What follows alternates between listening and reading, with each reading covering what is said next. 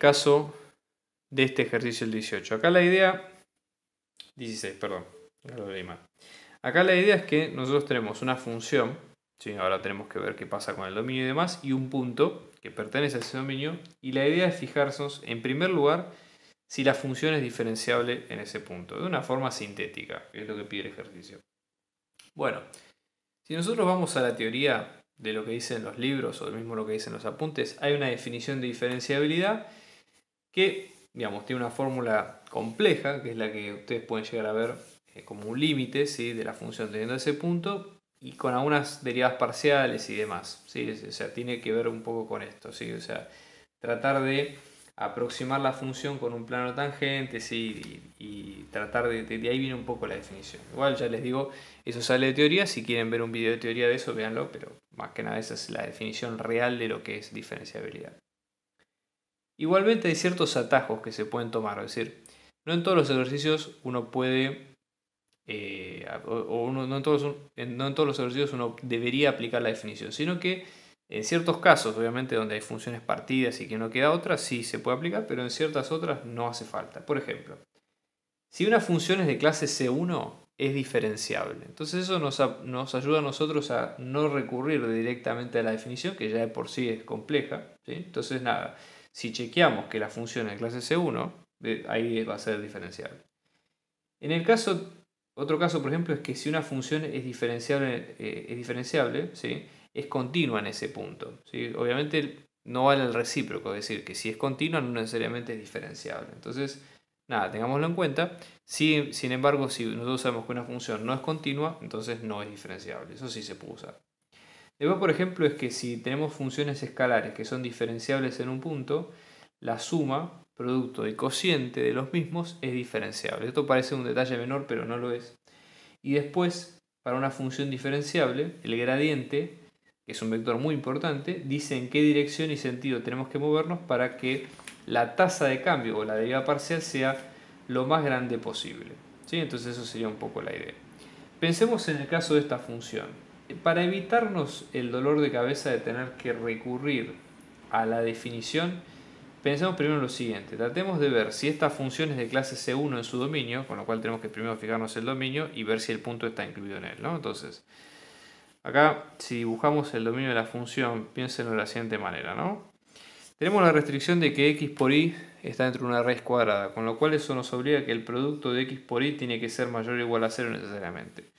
Cuando un producto es mayor o igual a 0, eso obliga a que los dos factores, necesariamente ambos, sean mayores o iguales a 0.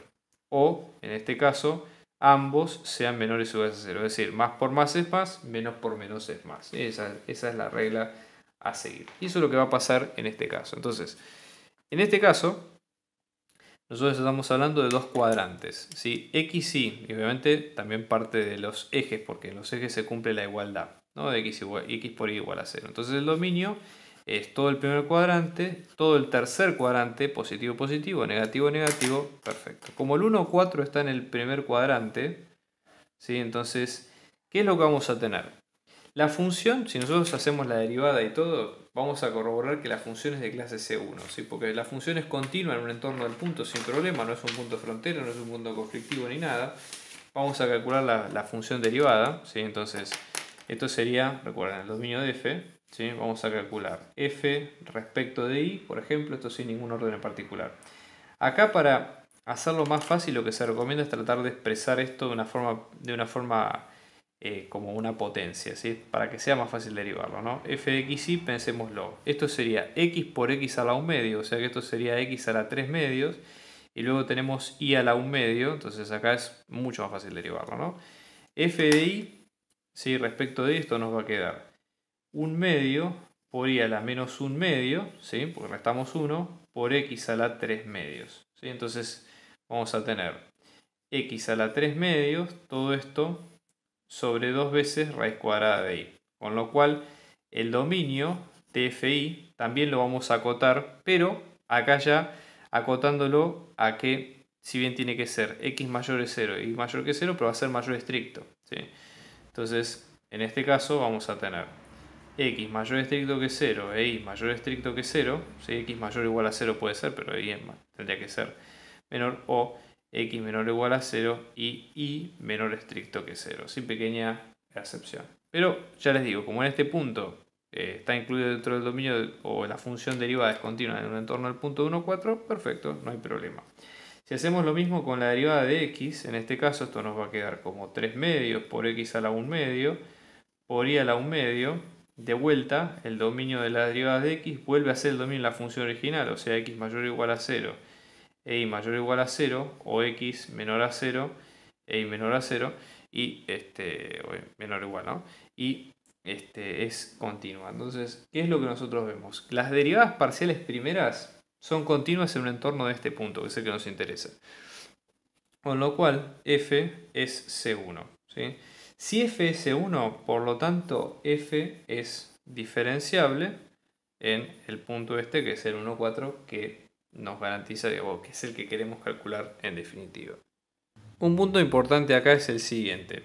Lo que piden en la parte B sería encontrar las derivadas direccionales máxima, mínima y nula que tiene la función en ese punto en particular. Bueno, ¿cómo resolvemos esto? La idea sería tratar de entender lo siguiente. Si nosotros tenemos una función que es diferenciable en un punto, la derivada direccional se puede calcular como el gradiente de la función por el vector director. ¿Sí? Eso sería una de las consecuencias de las propiedades que vimos antes.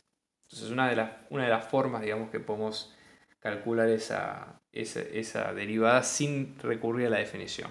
Entonces, pensemos, ¿cuál sería el gradiente de la función en este punto que es el 1, 4? Bueno, lo que deberíamos hacer es las derivadas que ya calculamos, reemplazarlas cada una puesto en el punto 1, 4, porque fíjense que esto, básicamente el vector gradiente tiene como componentes a los dos vectores derivadas, a los dos escalares derivadas parciales de los dos puntos. Si lo reemplazamos y hacemos toda la cuenta al final, lo que nos va a quedar es un 3 en la primera derivada parcial respecto de x y un cuarto en la derivada parcial respecto de y. Entonces es el gradiente en el 1, 4. Entonces, cualquier derivada direccional de f respecto a un vector b en este punto, que es el 1, 4, va a ser el gradiente de f en el 1, 4, que es este vector que calculamos nosotros recién, por el vector de la derivada direccional, que es el AB, que es el que queremos calcular. ¿No? Eso sería un poco la idea. Igualmente, como la función es diferenciable por teoría, si esto es un colorario de que una función sea diferenciable, la derivada máxima se da en la dirección del vector gradiente. ¿Sí? Entonces, acá, vamos a hablar de la derivada máxima, ¿sí? En este caso va a ser derivada de f respecto de b en el 1, 4, esto va a ser el mismo gradiente, ¿sí? ¿Y cuál es su dirección? O sea, cuando queremos calcular la dirección de un vector, calculamos el mismo vector, pero lo dividimos por su norma. O no es que lo dividimos, en realidad multiplicamos por 1 sobre su norma. Esta es la forma de llevar a un vector a su versor, ¿sí? Es decir, tratar de acortarlo a un vector de longitud 1 que sea paralelo al vector en definitiva. Entonces, en este caso, ¿sí? Como acá nos quedó 3, 4, si vemos el versor, que sería el gradiente del 1, 4 sobre módulo, ¿sí? Del mismo, eso lo que nos va a quedar es el vector, esto ya les digo haciendo la cuenta, esto nos va a quedar como el vector 12 sobre raíz de 145. Si los números no son muy lindos, pero ya les digo, no se preocupen porque no es la idea, digamos, en este caso, o sea que esto nos va a quedar, ¿no? Como 3, un cuarto por este vector que es el 12 raíz de 145, 1 sobre raíz de 145. En definitiva, cuando hacen el producto, acá lo que les va a quedar es raíz de 145 sobre 4.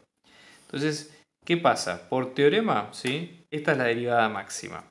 Y así como la derivada máxima se da en la dirección del gradiente, la derivada mínima se da en la dirección de menos el gradiente. Con lo cual es bastante sencillo porque acá lo único que hay que hacer es a esta fórmula, ¿sí? Que ya calculamos, lo que hay que hacer es calcularla pero ahora sobre menos el gradiente, es decir, sobre un vector que es opuesto con la dirección, con la misma dirección pero distinto sentido o sentido opuesto al vector gradiente que ya teníamos. Entonces esto nos va a quedar como 3, un cuarto y el vector menos el vector gradiente nos queda menos 12 sobre raíz de 145, menos 1 sobre raíz de 145 y en definitiva la derivada mínima va a ser la misma en módulo que esta, pero con el signo contrario.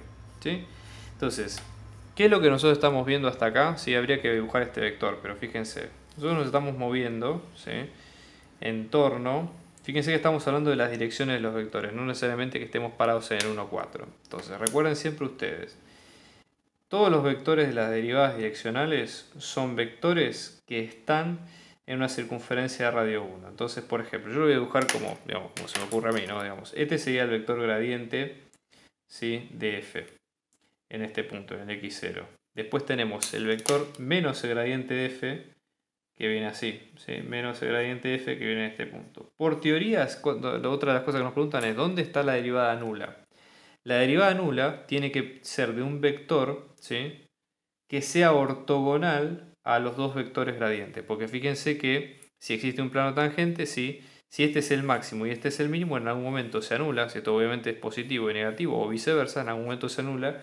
Y por teoría se va a anular exactamente cuando estemos ante un vector ortogonal a los dos, ¿sí? Entonces acá lo ponemos por las dudas, ¿sí?, para el sentido ortogonal. Entonces en este caso, ¿sí?, para B en dirección nula, tenemos que buscar a un vector que su producto escalar nos dé 0. Acá con que cambiemos el signo de uno de los dos, alcanza. Entonces B nula puede ser directamente 12 sobre raíz de 145, ¿sí?, o mejor dicho, al revés, ¿no? Menos 1 sobre raíz de 145 y 12 sobre raíz de 145, o viceversa. También esto es uno de los dos vectores, o el otro vector nulo sería menos este, con lo cual vamos a tener 1 sobre raíz de 145 y luego menos 12 sobre raíz de 145. Y ya con esto sabemos efectivamente que la derivada